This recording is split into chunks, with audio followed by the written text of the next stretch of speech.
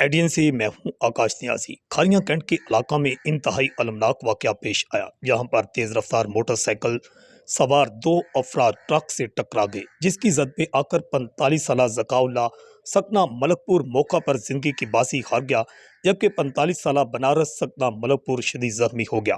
اطلاع ملتے ہی rescue team اور پولیس موقع پر پہنچے اور متوفی شخص کی نعش اور زخمی کو ہسپتال پہنچایا، جبکہ دیونا منڈی کے علاقہ میں ایک شخص ایک نوجوان بتایا گیا کہ چلتی ٹرین سے نیچے کود گیا، جس کے باعث سر میں شدید چوٹ لگنے سے وہ شدید زخمی ہو گیا۔ 28 سالہ نوجوان اسے تشویشناک حالت میں ہسپتال داخل کرا دیا گیا ہے، جبکہ سرائے عالمگیر میں ایک ٹرک میں اچانک آگ بھڑک اٹھی، جس کی زد میں آ کر جو ٹرک مکینک تھا شاہد، وہ بری طرح جھلس گیا۔ بتایا گیا ہے کہ شاہد کے ہاتھ، کمر اور پاؤں بری طرح جھلس کے آگ ٹرک کے ڈیزل سے بھری ہوئی ٹینکی کو لگی تھی۔